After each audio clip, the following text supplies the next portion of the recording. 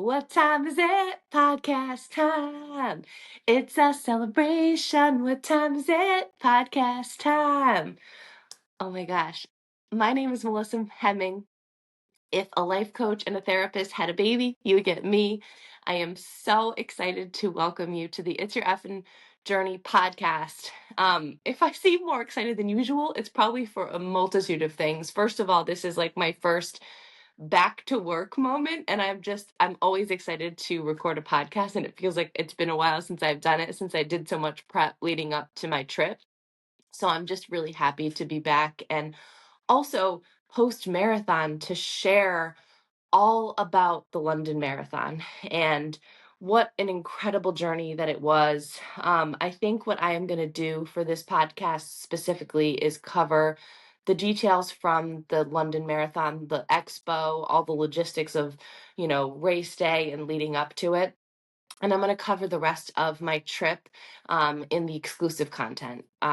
If you're not aware, I have a weekly podcast that is for free on Mondays, and then I have two episodes per month that is exclusive content. And that is where I sort of deep dive into either more personal aspects to my story that I just don't feel comfortable sharing out into the world, and also mental health like tactics, tips, and sort of my expertise, if you will, to help you further along with your journey. So that will be part of the exclusive content, because I will tell you that traveling by yourself to other countries is such an amazing opportunity for growth. And I am just so proud of myself for doing something scary and doing something brave. And what I will share is that going and traveling alone on this journey that I took wasn't just me.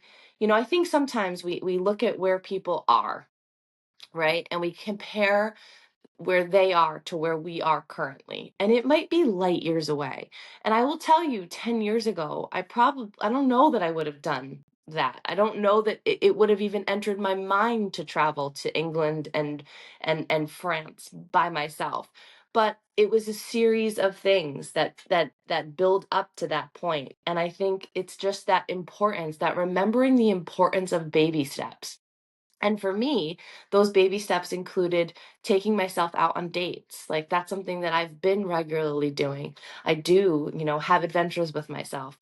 I, went to that pickle fest by myself, and I decided in that adventure specifically that if I was going to go do something like that by myself, I should also take part in the things that I would do with other people, because I didn't want my confidence to come from other people. I wanted it to come from myself. So that's when I entered the pickle juice chug, and I won. But so I want you to remember that it's baby steps that lead you to somewhere, and don't compare my now to your now, because growth has to happen, and in order for that to happen, you have to take action. So make sure that you are taking action into your own baby steps so that you can do the things that are on your heart to do. Or if you were someone, I know so many people were so kind and reached out and said thank you for being so brave, and thank you for showing taking us along on your journey. And I really loved that piece of this whole trip, was posting my story and my journey and the experiences that I was having. It helped me to feel connected to you guys, even though I was alone. And I just loved it. So don't forget the importance of baby steps. So if you're not taking action right now in your life, where can you take some action? Where can you take a baby step? If there's something on your heart, or if you're, I have an episode a while back on this podcast about jealousy. If you're jealous of someone, if you, see people traveling, or see people traveling alone, or see people doing shit that you wish you could do, if that jealousy comes up, why don't you switch that to curiosity? If you are feeling that feeling, maybe it's something inside of yourself that you want to have for yourself. And if so, how can you make that happen? Or how can you take a baby step to make sure that that does happen in the future, and that you're growing into the person who does whatever is on your heart, or whatever is sort of bringing up those feelings of jealousy. So, but let's dive into the London Marathon. And actually, before I do, I want to mention one more thing because I thought we were going to start round 2 of It's Your Effing Breakthrough on May 5th, and I need a week. I need a week to launch it. So we are going to start round 2 of It's Your Effing Breakthrough on May 12th. To celebrate Mental Health Awareness Month, I want you to say yes to your own mental health.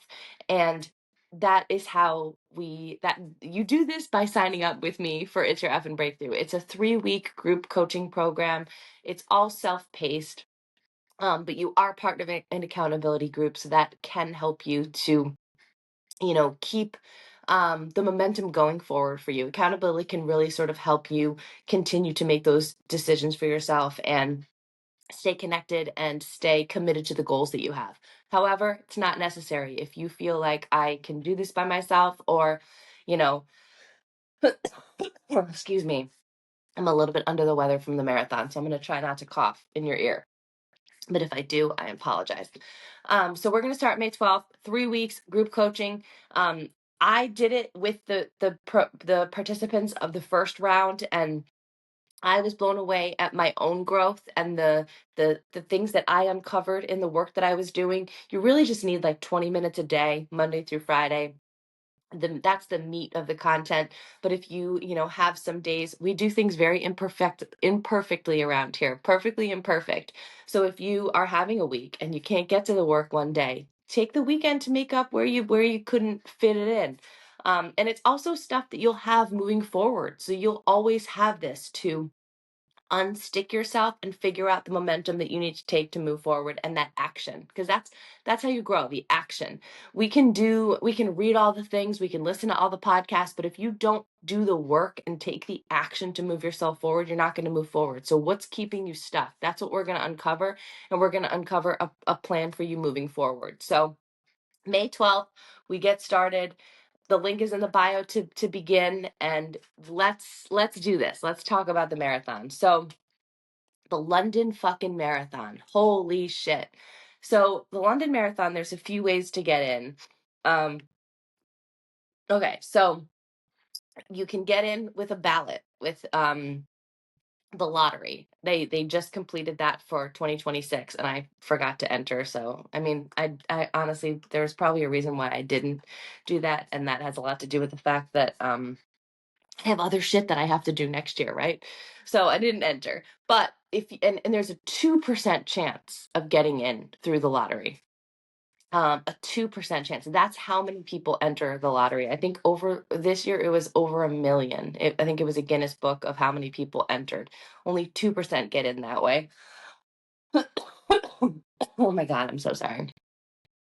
So the other way is through charity, which there are so many charity runners.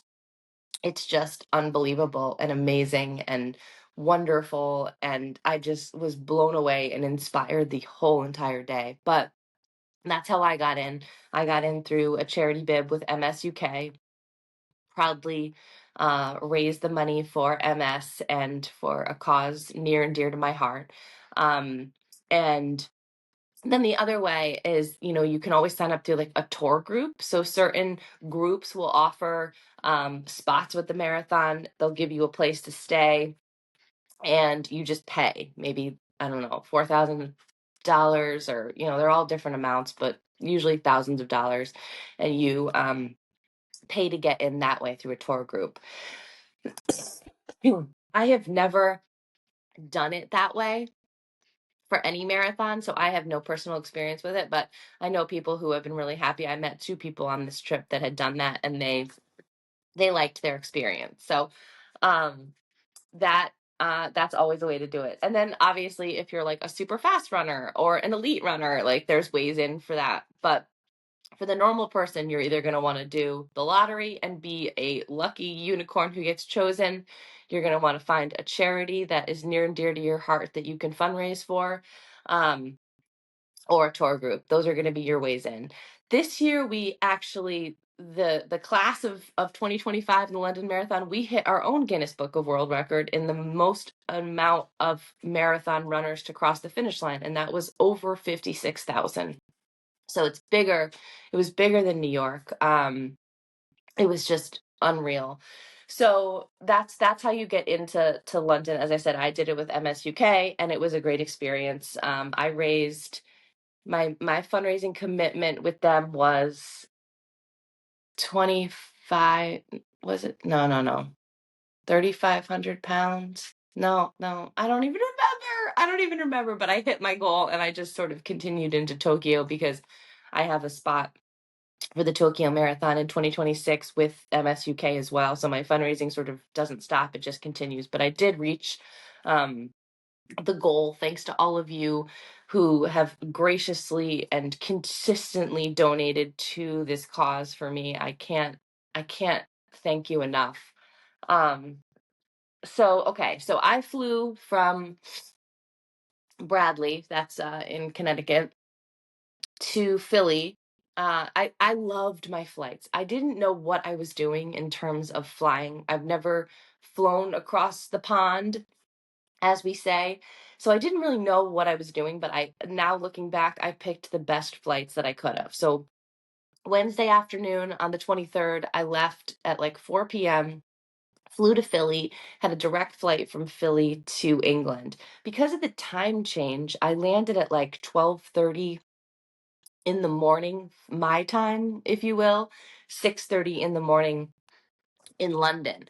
So I just sort of like got there, and I didn't know how I would feel. I took a nap, waited for my room to sort of be ready because it was so early. I stayed in a hostel for the first time ever, and I'm already going into details about the rest of the trip, so I'm going to condense this, otherwise this podcast is going to be so friggin' long. So the expo, they call it a running event. I can't remember what they called it. It was something, it was not the expo, but the expo was open from Thursday, I think Thursday, Friday, Saturday, no, Thursday, Friday, Saturday. I was planning to go on Saturday, the day before the marathon. It was sort of a hike to get there, so I'm like, you know what? I'm going to explore London and I'll go get my bib. I know it will be there. I'm going to go on Saturday. But it was funny because once I got there and I started seeing people posting their bibs, I was like, no, I have to go get it. I really want my bib. So I decided to go on Friday, which was also the day after. Wait, now I'm confused. No, I guess it must have been the day that I discovered the tube. So everyone was sort of like, the tube is what they call the train. And they were like, it's so easy to navigate. Like, you gotta just, familiarize yourself with it. You'll save so much money. Because I was using Ubers before then. Uber is sort of like my go-to comfort zone, if you will. So I did decide to figure out the tube, which is easy because it's in my language, right? Like, I loved England because there's so much history, so much culture, so much um, beauty, but all in my language. So I did not feel as inept as I did in France. But so I went over to the expo Friday morning. I wanted to be there in the morning, like early, and get sort of that trip out of the way so I could enjoy the rest of the day. Because it did take me, I think, a good hour on the tube. So I found it. It was a huge building. I mean, like in an enormous, like, conference center, or what like convention center. I and there was already a huge line to get in. I couldn't even believe it. I got there right at the opening, and there was already a huge line to get in. So this was so funny. I'm standing in the line, and this guy next to me says, "Where are you from?" And it was funny because I answered Connecticut. And the minute it came out of my mouth, I was like, why did you say that? You should have said the US. Because usually, nobody knows what Connecticut is. Connecticut is like this dot on a map. And, they know New York, they know Boston. So I had gotten familiar with being there and being like, oh, I live, halfway between Boston and New York, or I live in Connecticut, which is 2 hours north of, New York. But I said Connecticut. And he's like, no way. Where are you? I'm from West Hartford. And I was like, what? Like, West Hartford is like a town away. He's like, actually, Bloomfield. I just moved to Bloomfield, which is where I used to live. So it was so wild. So obviously the universe had sent me that message to stay Connecticut, and it all was so funny. So we ended up chatting for a while, um, connected on Instagram, took a picture together, and walked into the expo. Super nice guy, and just such a small world. Just one of those reminders that, like, you know, even being there and the world seems so big, we're all connected. And, even, oh God, when I was at Disneyland Paris and I went on It's a Small World, which I almost skipped because, like, how many times can you ride It's a Small World? But I was so glad I went on that one because it felt so unique. And it also at a time where, there is so much division. It's just that reminder that there's so much that we share that it's time we're aware it's a small world after all. So that was my small world moment with my new friend at the expo. So walked into the expo, lots of picture ops, lots of excitement, got my bib, asked people to take my photo. Like, I'm not shy about that shit. I was alone. I don't have somebody to take my photo for me. So I asked the people around me, and, everybody is so willing to help. I love runners. The running community is so supportive, and got all my stuff. And then I found a Subway. I really wanted a bagel, but I walked outside and I saw a Subway and I'm like, oh my God, I need to have a Subway, even though I'm in fucking England. I love Subway. You guys know this. I should be an ambassador for them, but they have no interest in that. Just kidding. Well, I don't know. I want to be like Travis Kelce. So I go to Subway and they serve corn on their subs in England. Tucker has always told me that corn is a big pizza topping in Ireland, but I didn't realize they'd put it on freaking sandwiches in England. So I was so excited. I had my little sub, and then I got back on the tube and went about my day. So um the marathon was on Sunday. I love Sunday marathon, so that the run exists on my watch for the whole week after, because it's so crazy. I'm like, today that I'm recording this episode is a Saturday, and so tomorrow's a week that I ran it. It seems like it was a month ago. It's insane. So the night before the marathon was Saturday. I got everything ready. Um, my outfit was all laid out. Now, leading up to the marathon, so this is London, right?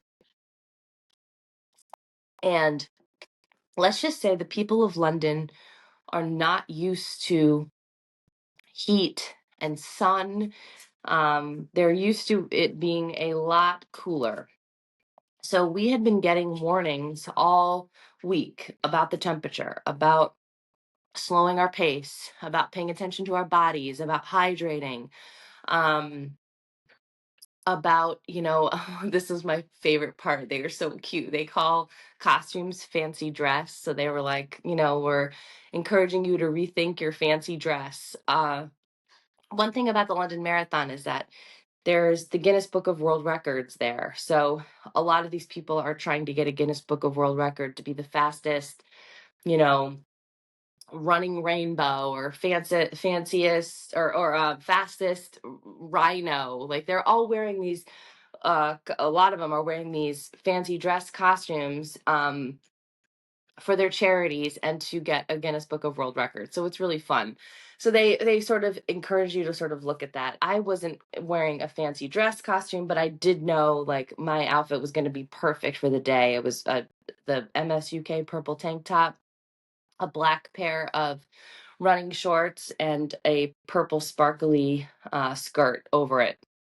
So I wasn't worried at all. The one thing that I wish I sort of had put some thought into was sunscreen. I'm used to the Boston Marathon, which I think Boston is very used to the possibility of all sorts of temperatures, including heat and sun. And so when you're walking out into the race corrals of the Boston Marathon, they have sunscreen on either side of the road that you could sort of take and lather on. I sort of assumed London would have that, being a big world major, but they did not. So the temperature was going to be in, like, the 70s when I started, which is hot for a marathon. I was starting at 11. So we all sort of knew it's going to be a hot day. It's going to be a hot day. It wasn't, I've run Boston in those temperatures, so I wasn't super worried about it. I just made sure I was hydrating beforehand. The one thing that I was nervous about from their emails was that they kept saying to take one water cup at each station, to allow for there to be enough for all of them. To me, that meant we are scared of running out of water. And that scared me because I don't carry water when I run. I don't wear a vest. I don't wear a running belt. I don't like any of that shit. So I usually, especially like, I think for me, the joy of a big world major is A, the crowds, and B, just being taken care of. Like, I just like to be serviced. So, like, I want to see hydration at every mile. And I want to sometimes say, no, I don't need it. Or I'll take this cup of water and pour it on my head and keep going. Um, so because of those emails, I was like, I'm going to bring a bottle of water to run with, and that will be my backup in case they do run out. Because I do drink a lot, especially if it's hot. So that was something that I was aware of. So I had my little bottle of water. They had like refill stations. So anyway, so I sleep, Saturday night. Okay. I kept waking up a little bit. I was excited, all those nerves. I had set my alarm for 5 a.m. so that I had time to get up. I had gotten myself like a oatmeal that I could make that morning because I usually don't eat before I run, but because it was a 11 o'clock start, I knew I needed something or else I'd be starving throughout the day. So got a little oatmeal cup, and so I got up at 5, pooped immediately, which was nice, made my oatmeal, got dressed, got my sparkles on. I was really disappointed with the sparkle spray that I had purchased because it just didn't do the job. Like that Halloween stuff that you get at the Halloween store would have been way better. um I had sparkles on my sparkle gel, like on my face. And without that, people, I don't think would have even known that I had sparkles on. So I was glad for that. Oh, I got my hair braided the day before too. I found a salon, and they braided my hair. People are missing out at having braiding stations at expos. I mean, I would pay at an expo to have my hair braided. I don't know why people are missing out on this or this service. Salon should take advantage of it if there's marathons going on around you, because this girl always needs it done and I am willing to pay for it. So whoever needs to know that, make this happen or take advantage of it. It's a business opportunity that you didn't even know you could profit from. So um I okay, so I got everything ready. Had my little I do when I run a big race like that, I did have fuel. So I have a little running belt that I just put some gels in. I had some syrup, I had a pickle juice, I had nerd clusters, and then my running shorts had my portable charger. So, because I needed to be able to get back to my hostel at the end. Excuse me.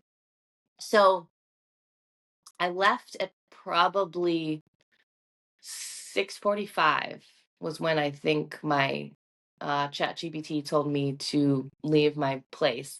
Headed to the tube, and it was really early. It was really early, but I was also glad that I left that early because from what I understand, the later that you leave, obviously the tube gets busier and busier. So I left when it was probably like wave 1 runners. I was wave 5. No, I was wave, I don't even know. I don't know. I can't remember. I was wave 13 red. I don't even know. I don't know. I left, all I know is it was pretty early. But even still the trains were pretty tight. So I was glad that I went. I connected at a big station and they had a little grocery store, and I grabbed a chocolate croissant, which I was really happy I did that too because that was delicious and it just sort of helped me fill my belly before the long day ahead. And fuel me, if you will, to run that race. So got off the tube and walked with all the runners. London is like it's like walking in a movie set. It's so pretty. It was so pretty that morning. It was not sunny yet. It was all just like cloudy and hazy and just magical. I met two friends walking into the race. Um One had actually gotten in through the lottery. So I was like, oh my God, you're like a unicorn. And the other one was there with a tour group. They had just met that morning. So we walked in together. And actually, I was glad that I had met them because I was carrying the bag for my chocolate croissant and my water. And because I didn't have my clear bag, they weren't even going to let me in with it. But so they just let me put it inside of her clear bag. And then we walked through security. It's really fucking weird, but whatever. So got in and I was red. Like red was my corral. I wished that I had done a better job of paying attention to which friends were in red and coordinating a meetup with them. Because once I got in, I was like, which one is this person in? Which wave? Which corral? um, because at that point you have so many hours before you're running. So I think I got into the red area probably by 8:30 or 9, and I had till 11 to run. So you just sort of sit. I was wearing my throwaways, which were fleece owl pajamas. I did not really need them, but it was nice to have the pants on so I could sit on the grass. I loved it. They had like a big TV in the corral where they were showing us. I mean, not at this time because it was still too early, but they showed us like the elite men start, the wheelchair start, the elite women start. And they also had the BBC there. So I actually ended up on the BBC. It was like, I keep laughing about this because one of my friends saw I posted the picture on Facebook of me. I was not interviewed. I was just standing there. They wanted me to stand there because they liked my pajamas. So I'm literally standing there like Forrest Gump, just not talking, just smiling while they're like doing their interviews. It's hysterical. So yeah, I just sat around, chatted with people. I saw someone on the MSUK team. I talked to him for a little while. He was from England. Um, I went to the bathroom like a million times. I don't know. I am a nervous peer before a race and I just wanted to get it all out, even though like I think every time I went, it was like a trickle. And I'm like, why did I do that? But you have a lot of time. You want to start off with an empty bladder. At least I know I do. And just being nervous. And also like I'm a chatty person and I always talk to people in the lines. So that's what I did. It was just really cool to meet all sorts of people. I met a teacher. I met, just all sorts of people that morning. Now, I had a friend, Bonnie, who I knew was in the Red Corral. I couldn't remember what number she was. And all the numbers are associated with a different time that they leave. So I ended up I didn't want to waste my battery. I needed my phone throughout the whole day. And I wanted to obviously to find my way back to the hostel later. Hey, Betty, stop it.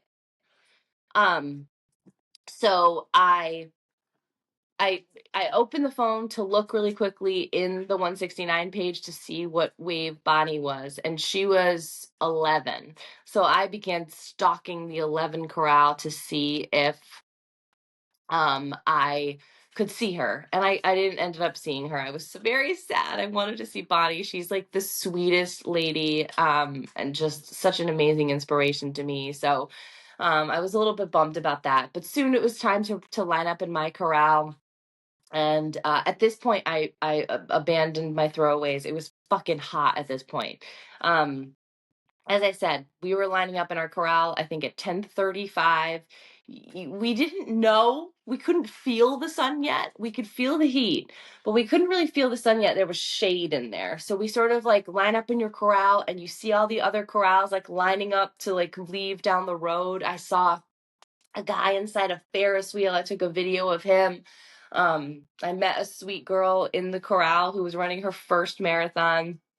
So I just get, if you're ever around me with when it comes to running or talking about races, I'm always like, this is the best day ever. This is the best race ever. So that was sort of like what I was doing. I'm like, you're going to have the best time ever. It just doesn't matter. Nothing else matters.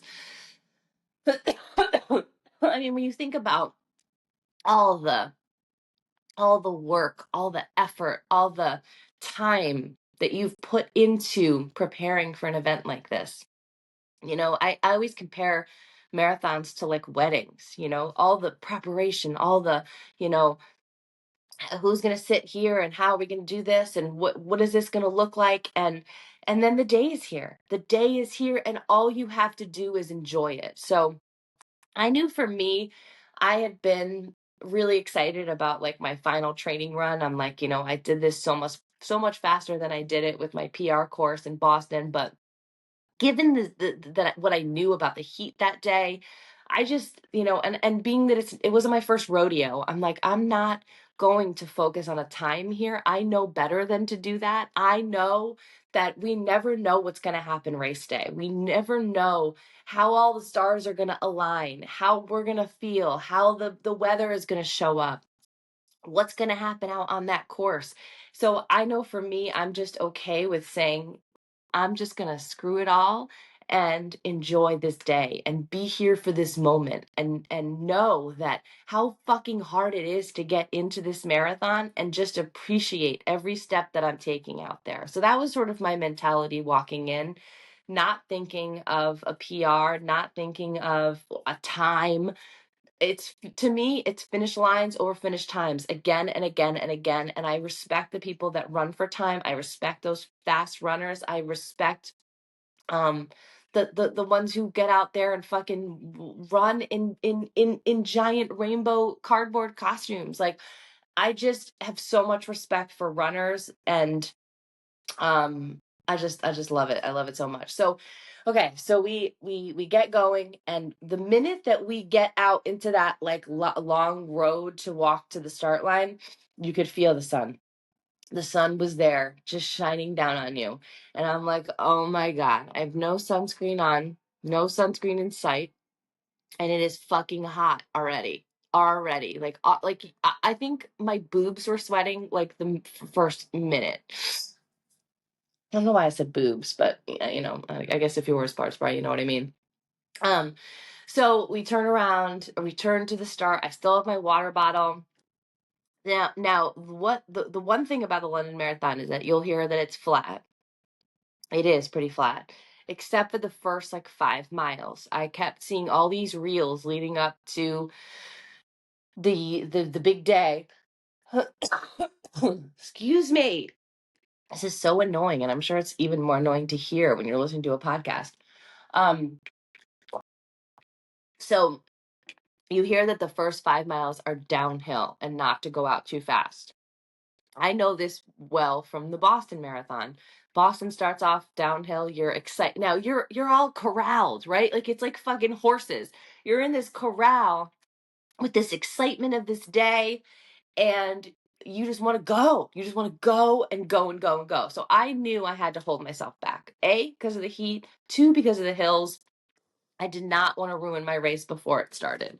So that's what I did.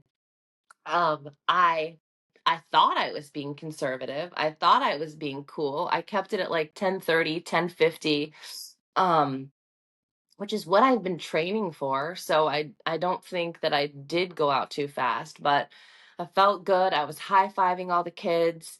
Um, Now, what I will say is that it didn't take long to realize they did not have enough hydration. Um, and by that, again, I'm spoiled. I like world major marathons where they have hydration every mile. I like to say no thanks at some miles. That did not happen here. I think we got to mile 3 and I was like, where the fuck is the water? So they also didn't have so the company that they used for gels and drink was Lidocaine, like Lidocaine. They didn't even have that at every water stop. So it was water, I don't know, every 2 miles maybe, and Lidocaine. I don't even know if that's the right word. I wish I had the right word. Not I think maybe 3 times on the course to drink, which I love to fucking drink. If they have Gatorade, if they have Noon, whatever they have, I like to drink all that shit. Um, that wasn't for miles. And they only had 2 gel stops, 2 gels of that brand on the course too. So early on, I was like, where's the water? There were a lot of sprinklers. So I ran into every sprinkler. I did sort of second guess myself probably at like the second sprinkler when I ran into a big puddle and I was like, do I really want wet sneakers? Ultimately, my comfort and my skin and my body needed the cool down more than I worried about the potential blisters or chafing on my feet because it was hot. It was hot. So obviously marathon's 26.2 miles. So you're out there for a long time. I knew no matter what, no matter what, PR or not, I'm going to be out there for at least 4 hours, if not longer. I mean, at least 4.5, let's say 4.5, if not longer. So, yeah, so much support. Like they're just cheering everywhere. Like London might be the most cheering out of any marathon. I don't know if everyone else thought that. I have to get some feedback from other people because and it was also, it felt like Chicago in that I think there's a lot of places for people to be at one section and then go to another section to cheer someone on, because it's really cool when you're like, I've seen that sign, that same exact sign, I've seen that before. So I think that's a really cool thing too. I love courses like that where, like Boston, it's really hard for someone to be like at mile 9 and then mile at 15. It's possible, but it's just harder because it's a one line course. Chicago, it's like, you can be at this part of the course and then the spectators can just go one street over and then see their person at another section on the course. Like, that's awesome. I love that for them. So okay, so it was hot. It was sprinklers and just trying to do my best. Now I started feeling very tired at like mile 6, mile 7. This was not good. This was not good at all. It was way too early and soon to be hitting any kind of a wall. And honestly, like looking back, it was, I think, a lot more mental than physical. And I don't really know what it was, but it scared me because it was so early. I sort of was like, I don't know that I can do this. So what do I know best is how to fucking talk to myself. I was like, Melissa, you are here to get a fourth world major marathon star. You trained for this. You are capable of this. And you have everything inside of you that you need to keep moving and to keep going at whatever speed that you do.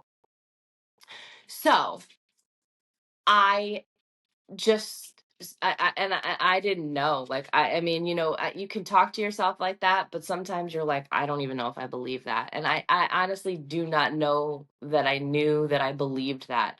But I said, there's a couple things that I know. I know that it would be a long, long way to go walking, right?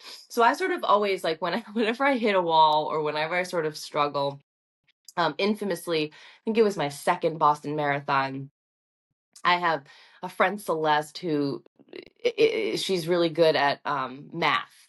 So I think that was the year that I had like a pain in my knee. I think I was at mile like 17 and I texted her and I said, "Hey, if I walk the rest of the marathon because of this pain, what time will I finish in?" And to me, I like to walk. Like, I like to walk my dogs. I like to walk in the woods. I do not like to walk entirely at races because I just know it's going to take fucking forever. So if you're already struggling and you're like, I want this to be over, why would you want to extend it as long as you can? Like, that's a nightmare. So I know for me, I have to keep doing intervals. I always do intervals. Intervals is where I thrive. So as long as I keep doing intervals and I don't give up entirely, which and I want to watch my words about that, because walking is not giving up, but for me, it is, because it means that I've given up on the run piece. And the run piece is what keeps me moving forward and keeps me engaged and keeps me excited. And I guess, I mean, if I physically knew my body needed me to walk, I would do it. But I'm not going to do that unless I get to that point, and I was not at that point. So I really just became very diligent and very intentional with my intervals, and they were all over the place in this race. Like, they were all over the place. Now, what I will say, which is I think why I struggled so much, or no, which is why I got confused as to why I struggled so much early on, is that I was adamant about intervals from the beginning because of how fast the race went downhill in the beginning. So I was confused because I'm like, I feel like I'm racing a lot smarter than I ever have. I was drinking, I was doing gels early on. Chicago, I fucked myself. I didn't take a gel till like mile 13, and I think that hurt me. So I'm like, I'm not going to do that. I did everything right this race. I did my intervals early on. Sometimes I'm like, I don't need these intervals. I'm just going to keep on running, which is dumb because I do intervals to train. So you don't really want to do anything different on race day. So I was just confused. I was confused because I'm like, I feel like I did everything right. I don't know why I feel like shit so early on. So mile 6 to probably like 13, I was in my head and I was unhappy. But so what I did with my intervals is, and why they were all over the place, is I just paid attention to how I felt. If I felt like I needed a little bit longer of a walk break, I gave it to myself. If But I was like, I can't walk for too long. So the trick is, if you walk, at least me, and everybody's different, but at least for me, if I walk for too long, it is so hard to start running again. I learned this the hard way at the Narragansett Marathon that I did in probably October 2016, maybe 2017. I That had no course support, no energy on the course, like, which obviously, I thrive on. I started walking way early. Like, I don't even know if I'd reached the halfway point, and it just became a lot of walking for me that marathon, which is fine again, but it just doesn't feel good if you don't need to, right? Like, unless your body is injured or screaming at you, or you really need to listen to it and walk, you got to push yourself, because you just got to do it. So I learned that lesson, and honestly, I think I'm always grateful for that lesson, because I have never forgotten it ever since. I'm like, no way. I know that game. I know if I walk too long, I'll never be able to start again. So I never let myself go more than like a minute and a half, maybe. That was the longest, and then I would make myself run again. And now, if I was really struggling and I'm like, okay, I'm going to run again, if I had to walk again after a minute, I let myself. Now, this is where the energy from the crowds come in, because oftentimes, and this is something that annoys me too, but it also is something I'm really grateful for. A lot of the spectators don't understand that walking is part of your strategy, or part of your racing routine, if you will. And so they think you're walking because you're giving up. So they're like, no, like, run, keep moving. You've got this. And part of you wants to yell, like, no, this is how I race. This is how I run. But another part of you is like, I'm going to give it to them. If they're yelling loud enough, I'm going to run. And that's why I love these races so much, because I'm like, all right. And then you run, and then they cheer so loudly. And then, or if they see you in a really running, like mode, they're like, Melissa's got it, Melissa's going, oh, and MS UK, the way that they put our names on our shirts, I had one on the front, like right here, and I had one on the back, and it was magic, because I heard my name in British accents probably like 50,000 times. If there was 56,000 people that crossed the finish line, I'm sure there was like triple that number in spectators, and I was obsessed. Just hearing your name makes it so personal. So I just loved it so much. Okay, so then like mile like 12-ish, I love the bridges, and we went over the Tower Bridge. I loved it. I loved it. I loved it. I loved it. That gave me so much life. Actually, Gordon Ramsay was there. I did not see him. I would have loved that so much. I love Gordon Ramsay. He was out there cheering. I heard that later on.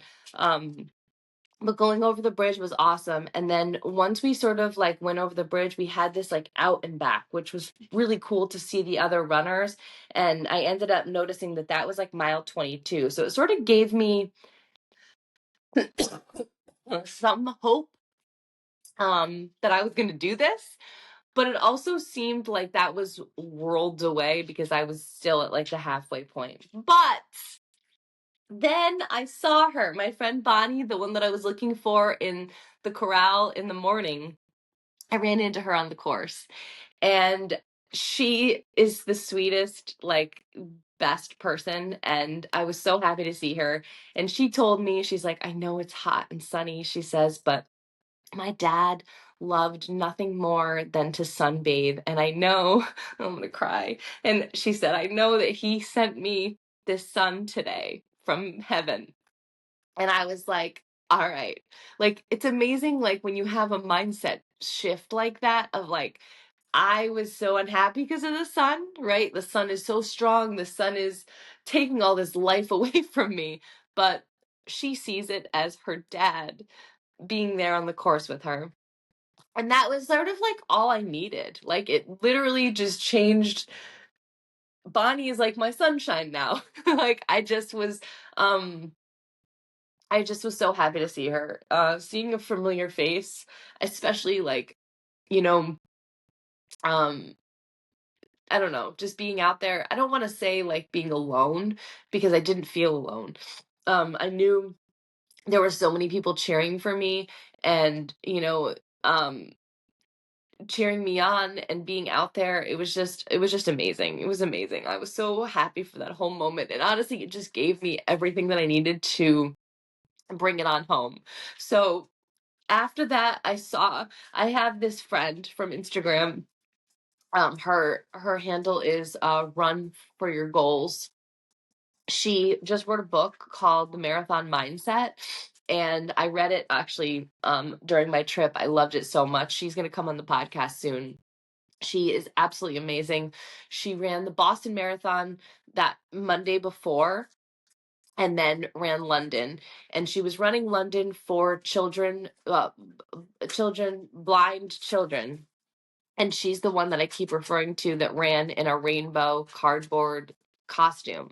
And so I was hoping I would see her on the course. And shortly after I saw Bonnie, I saw Erica in her rainbow costume, her rainbow fancy dress.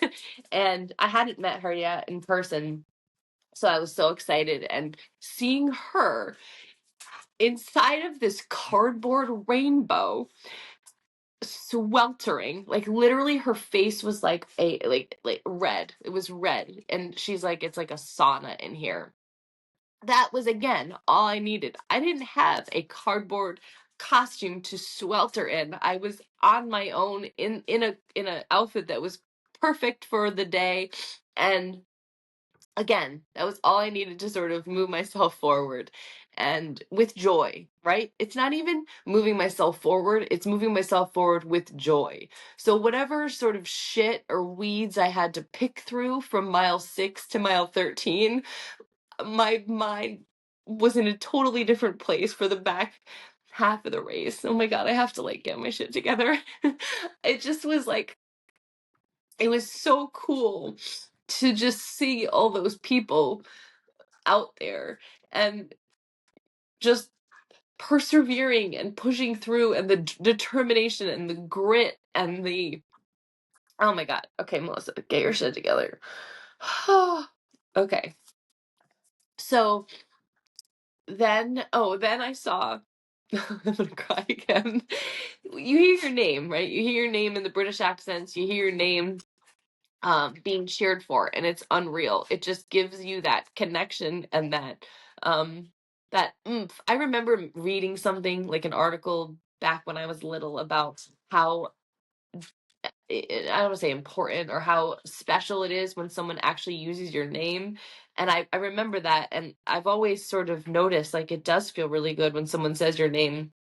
So to hear your name being cheered for is just unreal. But then when you hear a familiar face cheer your name, it just hits even differently, even more different. So my friend Danielle and Jeff, Danielle was on the podcast a couple weeks ago. Amazing woman story. And they were there cheering from the sidelines. Oh my God. Why can't I stop crying? So I hear Jeff. I hear him yell my name and I'm like, oh my God. So I got to see him for a second. I've seen him at so many races. I saw him multiple times in Chicago. I saw him on the race course because he was running the Disney Marathon with me. I see them everywhere. I saw them at the New York City half, and I needed that so much. So he asked me if I needed anything. I didn't. I literally just needed that hug, and took a picture with him and was on my way. And so at that point, I was at probably like, I don't know, mile 15, maybe even mile 16. So I knew I only had, less than 10 to go. And to be at that place where I didn't even know if I could go on after mile 7 was just a great feeling, right? Like I knew I could do it. And once you get to that point where you're like, I can do this. I can do this no matter how long it takes. I can do this no matter how painful this is, no matter how hot it is. Like, I can do this. It also helped because the last part of the last half of the course was a lot shadier, I feel like, or maybe not shadier, but cloudier. It felt like less like a hot sun and more manageable in terms of heat. So I didn't feel quite so bad, but I think also at this point I was sunburned and that was impacting me. So also I knew at this point I had things to look forward to. So I knew before I saw Bonnie, before I saw Erica, before I saw Jeff, I didn't really have anything to look forward to. And I know that sounds really fucking sad. And I don't mean it to be sad. When I go to races, and I explain this to people time and time again, like I don't often have my family there because I don't want to have to manage my family being there, right? Like if they were to go, and I've always said, like, if my kids are older and they have their own plans, they want to be out on the race course, 100%, that there would nothing that would mean more to me. But for me at this stage in my life to have to sort of manage that myself is nothing but stressful. And I learned that when I took Declan and Madiket to Disneyland to run the half, and Madiket got sick, and it created a situation that I worried about at the race, and it's not something that I wanted to have happen in London. So I knew I just didn't I knew that I had people on the course. I knew that there would be people that I would run into, but sort of not knowing where and when um adds an element of excitement, but also like maybe if you don't know when it's going to happen, you just don't know if it's going to happen. And maybe that mentally fucked with me a little bit. I'm not really sure. But at that point, I had seen Bonnie, I had seen Jeff, I saw Erica. I knew at mile 22. So this is another sweet story that I might cry about, but I have a friend from Connecticut who we ran Chicago together. We ran the New York City half together. I've seen her at multiple big races, and she wasn't at this race, but she had friends at London who were spectating, and she asked them to make a sign for Bonnie and I to hold at the race. Now, I was so grateful for this for so many reasons. Like, first of all, how fucking sweet is that? Like, how thoughtful and sweet to enlist your friends to cheer for us and you're not there, right? Like, it just was so nice. And then she was kind enough to sort of share this with us so that we knew when to look for them. So I knew that they were going to be around mile 22, and also my charity, MSUK, was going to be around mile 22. So I had two things to look forward to, mile 22. So, and that was when like the course was getting really cool too. So mile 21 was Rainbow Road. I'm trying to think if there was anything else that was like monumental during those other miles. So okay, one thing that I want to mention. Remember how I said in the beginning that they said don't take more than one water cup. So I assumed cups that they were giving. They gave bottles of water the whole way, tinier bottles, like maybe like 8 ounce. No, I think it was bigger than 8 ounces, maybe like 12 ounces. It wasn't a 16 ounce. It was probably like a 12 ounce.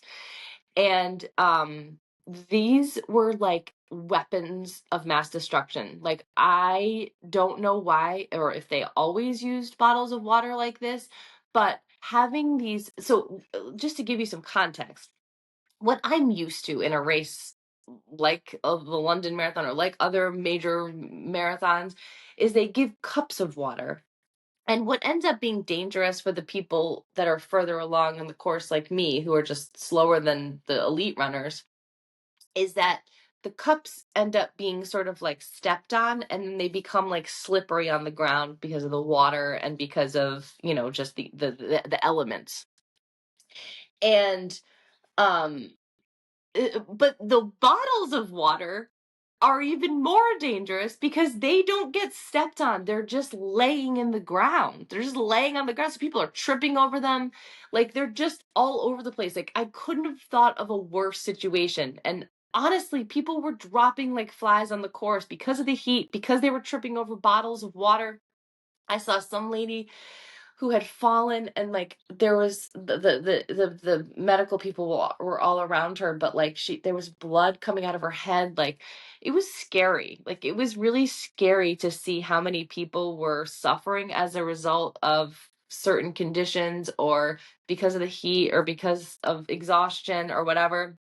um yeah, that was wild. So and I kept going in sprinklers every time that I could go under one. I would. I drank all the things on the course. I took my gels, ate my syrup, drank my pickle juice. Like, I was really good about fueling myself. Um, but yeah, but it was just hot. So mile 21 was one of my favorites. That was Rainbow Road. It just being in that environment, there was so much energy. The DJ was on the stage, there was music playing.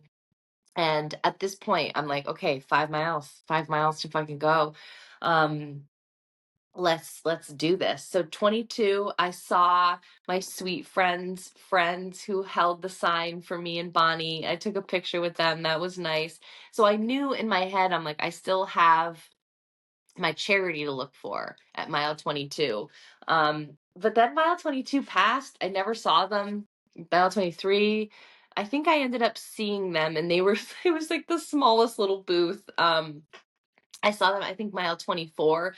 But at this point, you are in the home stretch. You can see Big Ben. You can see the London Eye. You are on that. I don't even know what street it is, but you're against running against, not against, you're running on the river with all these beautiful sights of London. The screaming was unfucking real.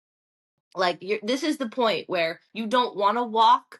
So I became so my sort of like, at this point, my walking only happened at like lulls in the course where they would allow it to happen. And the rest of the time, I ran and just let their energy propel me forward.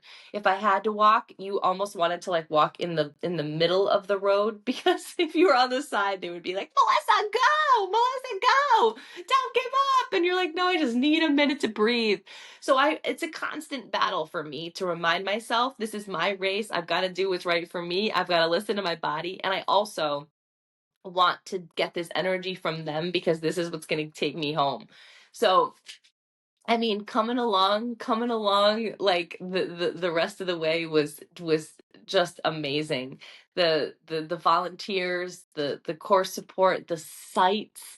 I mean, Big Ben is now, I don't even know, like, I might cry whenever I see it, because he was like, I call him he, but he was at the end of the race, and then the pictures of me in front of Big Ben, like, oh my God. And then you make this turn to these other amazing, beautiful buildings with lining the streets with the British flag, and you take it home. You take it on home, and soon it was over.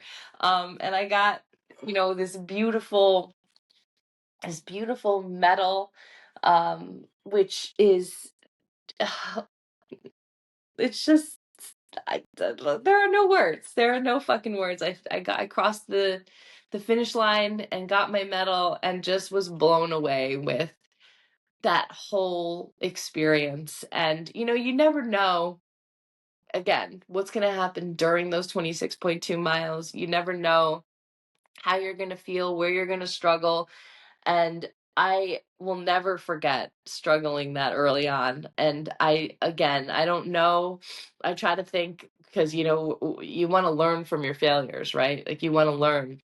I guess what I can take from it is maybe I did go out too fast for the weather that day. Maybe should have taken it a little bit slower um, so that I really saved some more in there. But who knows? It almost seemed like mentally I sort of lost it too. And I don't know, but I also don't know what I could have changed except just slowing down a little bit in the beginning. Um, I think I did a good job of hydrating and fueling leading up to the race. And a PR just wasn't in the cards for that day, and I'm totally okay with that. It was funny when I finished the race. There's like a sort of an area where you meet people, and there were guys. They were like, "Do you want a picture?" I said, sure, I always want a picture taken. So they gave me a sign to hold and they were like, what was your time? And they were going to put the time on the sign for me to hold. And I was like, no, I don't run for time. And they were like, we love that. And I was like, yeah. So they put marathoner on mine. I actually don't know where that picture is. I never got it in my emails, um, but I wanted to share that specifically because I think so many people, and even after the race, like, how do you think you did? And I'm like, I finished the London Marathon. I finished the London Marathon. I crossed the finish line at the London Marathon. The time doesn't matter, my friend. I wasn't running for time. I was running for joy. I was running for me. I was running for MS. I was running for my friend Brooke. I was running for all those people out there. I was running for those spectators. I was running for my babies who were at home cheering me on. Um, I wasn't running for time. So I'm just like so grateful for, as I said, to be there, to have that experience. I just never knew, I never knew that I could be this person or that I could have these, experiences, and I'm really really really just really grateful to have had the opportunity to do this. So oh my god. I didn't realize how emotional I would be recording this, but um what an amazing road that was. So afterwards there were so many people and you just couldn't. I was amazed. My phone did so fucking well. I think I never even used my portable charger during the day. I kept the phone on airplane mode most of the day, but oh god, a couple of times when I was struggling, I turned the airplane mode off. And my youngest, Matica, is the best hype girl ever. And every time I would turn the airplane mode off, she would have had sent me a text like she was tracking me from home. So she was like, go mommy, you can do this. You're amazing. Like just the everything that I needed to be like, okay, I can do this. Like I can do this. And she's watching. And I know that I've said this before, but at the big marathons, like when you have the timing mats and people are tracking you, there's nothing that I love more than when I step over those tracking mats and I know that that's like a message home and that's like a message to say like thank you.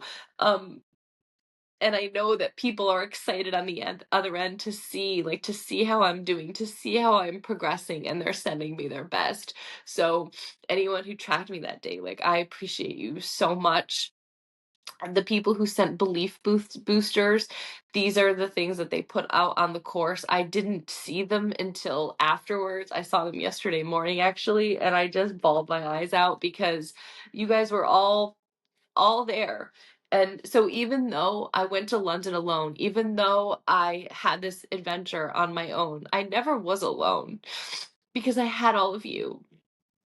And I think sometimes when we are going walking through life and maybe we do feel a pang of loneliness from here or there, we have to remember and lean into the support that we do have. We may have to ask for it, we may have to access it, but it's there. It's there. And maybe it's with 2 people, maybe it's with 50 people. Um, but there are people who love you, and I don't ever want you to forget that because they are there and you are supported. Um, oh my God. So yeah, so my phone lasted, and then I went to the like finishing area. There was no service. I was gonna take the tube to go back home because at this point I was a tube expert, and we also got the tube for free with our marathon bibs. But I walked to the nearest station and there was no moving. You couldn't move. So I decided to sort of walk around until the area quieted down. I got myself an ice cream cone, and then I found a cute little bar, a little wine bar where the guy let me use the Wi-Fi, and he also gave me a free glass of Prosecco for running. And then I called an Uber and went back to my place, ordered Uber Eats, some fish and chips because I hadn't eaten that, and I was leaving the next morning for Paris. Um, I could have met up with my charity team. I totally forgot that they were doing that, but it went so well. I just wanted to go take a shower. I surprisingly had no chafing. The only thing was a sunburn, and it was so funny because my only complaint about the hostel was that there was no windows that you could open, so it was really hot that night to sleep, and especially when you have a sunburn, you're even hotter. But I slept with my medal on the pillow next to me, and I would just like put it on my face because it's like a cold medal. Um, and that was it. And that wrapped up my few day journey in London. But wow. And now I'm going to take some time to just do halves for the rest of the year until I begin my training later on in the year for Tokyo. Um, I'm so, as I said, so grateful for your support. I hope that you enjoyed this episode. Um, And if you are, questioning if you can do things by yourself, you can. If and I don't want to sound, I don't even know what the right word is, but if I can do it, you can do it. And again, what's that baby step to take you there? Maybe you need to start out by taking yourself out to a meal by yourself and seeing, how you feel about that, or taking yourself to a movie or some other thing. But if there's anything on your heart that you're excited for, don't let someone else's interest or lack of interest deter you from going. Go by yourself. Go to a concert by yourself. Go to a movie by yourself. Go to a pickle fest by yourself and do a pickle juice chug. Whatever you feel like doing, even if there's no one that wants to join you, that's enough. You are enough. And learning to be okay with who you are, and and just being by yourself, it opens up a whole world for you, right? I was laughing because like the last day in Paris, I'm like, I know what it's like to travel and be sort of sick of the people you're traveling with. And I was like, I'm a little bit sick of myself. Like I could definitely hang with other people right now and have conversations, right? Like, but at the same time, I love being by myself, right? Like I love having experiences by myself. I don't have to, figure out what other people want to eat or what other people want to do. I can determine that for myself because it's just me. It's just me calling the shots this trip. So that was sort of a mindset shift that I had to have, because for a long time in my life, a story that I've told myself is you're on your own. Only you're on your own. You're on your own. It's up to you. And in this trip, my biggest takeaway was that it wasn't like you're on your own. You're choosing this because you love yourself. And that was very different. It wasn't like you're on your own because nobody loves you. It was people love you and you can choose yourself. You can choose you. So I love you guys. Mwah. Thank you for listening. Thank you for being there. Thank you for supporting me. Thank you for donating. Thank you for everything. I hope if you need some help with your goals that you'll join me for It's Your Effin' Breakthrough on Monday the 12th. If you love this episode, please take a screenshot, share it in your stories, and I will see you soon. Love you.